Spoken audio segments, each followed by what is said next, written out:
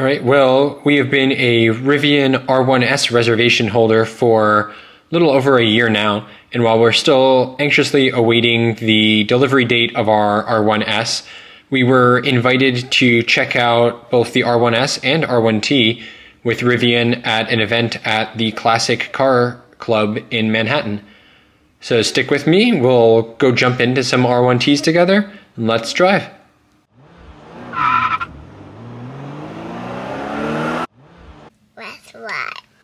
All right, so for people that may not be as familiar with Rivian, Rivian is an all-new, from the ground up electric vehicle manufacturer who are producing two cars right now, the R1S, which is their SUV, and the R1T, which is their small pickup truck. Both are fully battery electric, and they're built on the same overall drivetrain and battery platform. The R1T came out first and is their foray into the world of kind of small-ish light pickups, and has been garnering a lot of interest and praise just for kind of the unique style and approach that they have, the adventure lifestyle that they encourage, and just the utility and how great the car has been. So the R1T is currently available only as a quad motor all-wheel drive variant, which will get 328 miles of estimated range. It can go 0 to 60 miles per hour in 3 seconds, and that is with 908 foot-pounds of torque and 835 horsepower. Now, in the future, they will be coming out with dual motor variants, which will increase the range up to an estimated 400 miles. And you won't be sacrificing too much in terms of performance. Even the normal dual motor all-wheel drive will still be able to do 0 to 60 in about 4.5 seconds. It has 600 horsepower and will deliver 600 foot-pounds of torque. So still no slouch. The R1T has a ton of storage space. So the trunk itself, which is massive compared to some of the smaller crossover and sedan EVs, has 11.1 cubic feet of space, which is enough to fit 3 children into. You then have the gear tunnel, which is a unique offering to Rivian and only found in the R1T, not in the R1S. That is a storage compartment that goes all the way through the car underneath the rear seats and is actually accessible through the seats through a cubby hole, as well as through 2 panels on the side of the car, which can be opened from the control panel. And the flaps that stick out are actually load bearing and can hold up to 250 pounds. So the gear tunnel itself can hold another 11.7 cubic feet. The bed itself is 51.1 inches wide. The length with the tailgate up is 54.1 inches, and the length with the tailgate down extended all the way to 83.9 inches. So for a small pickup that is still relatively usable in tighter situations, you can still fit a ton in the bed here. Now, I thought that the R1T was especially interesting and compelling, so much so that even my wife, who was a big reason that we went with the R1S, said maybe we should be switching to the R1T, just because it's such a cool pickup, so unique, definitely stands out, and with the utility of the bed and everything, there's just so much that you can do with this. It's such a versatile vehicle, and there's no wonder that it's been so popular and that they're having a hard time keeping up with the surge in demand that there's been there.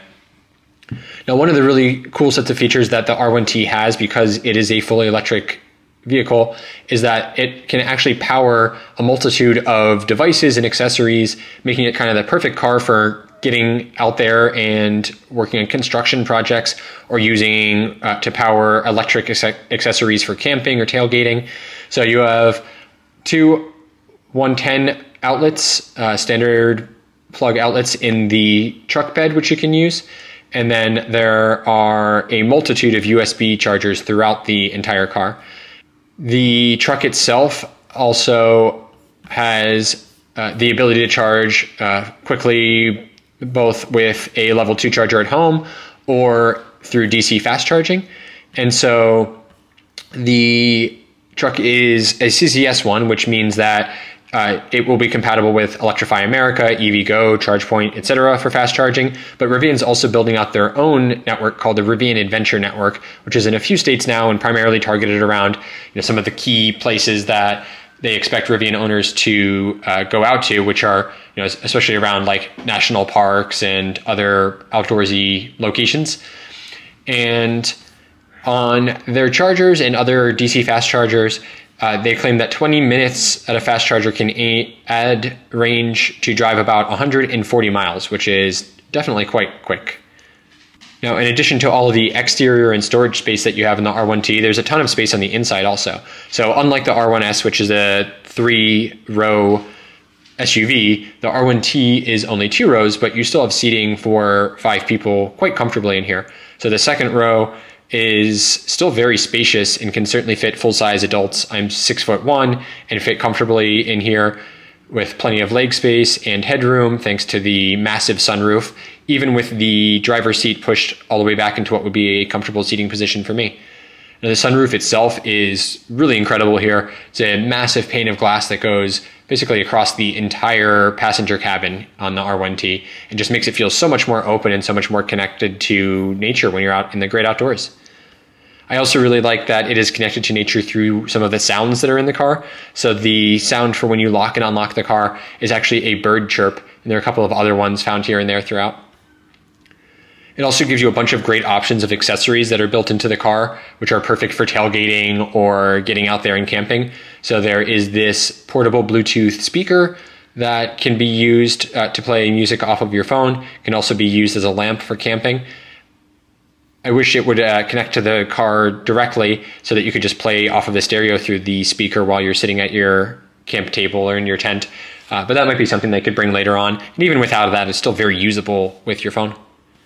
And then I also like that it comes with this super high-powered flashlight, which is great for camping and getting things set up at night.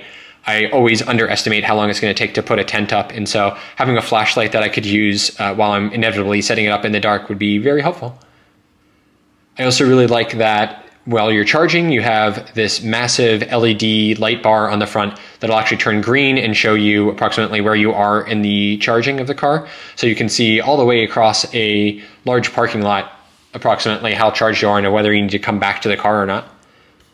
Rivian's also been doing a fantastic job with software updates, keeping the car fresh and adding new features and functionality, much like Tesla. They've added significant features like camp mode, which allows you to leave the car on while you're camping. They've added auto kneeling, which will reduce the height of the suspension when you get in and out of the car. And they've added other driving modes like snow mode, which makes it easier to drive in deep snow. They've also even just added little usability improvements here and there in terms of navigation. So it's now powered entirely by Google Maps. I found the routing to be really great on here. It'll take you directly to chargers that you need. It tells you exactly how long you need to stop and charge for. And most recently, they even added the ability to have the navigation automatically take you to the Tesla chargers that have been opened up to non-Tesla vehicles. So it's great to see just the updates and support that Rivian is offering through software updates. Now, with a big car like this, you might need some help in terms of visibility and seeing how things are going while you're parking.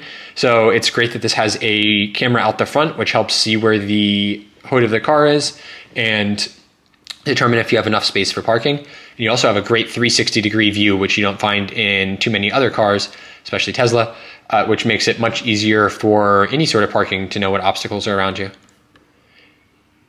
Now, one of the downsides of having a pickup truck traditionally might be that they're usually a little bit less fun to drive and the comfort is not as good as in more of a passenger forward car.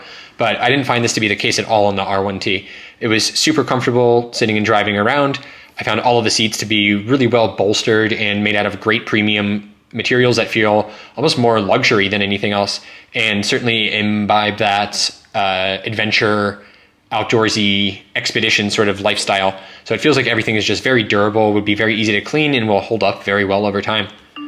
But driving the car itself, but the overall comfort in riding in the car, wasn't at all like super bouncy or anything like that. And the air suspension here really helps tremendously with balancing out the ride for such a large vehicle, even on the potholed, bouncy streets of New York City. And then, of course, with the quad motors, you have great performance and acceleration too. This truck, I should say, absolutely launches, and it just makes it feel like a much smaller vehicle as you are driving it around because of the great acceleration and handling.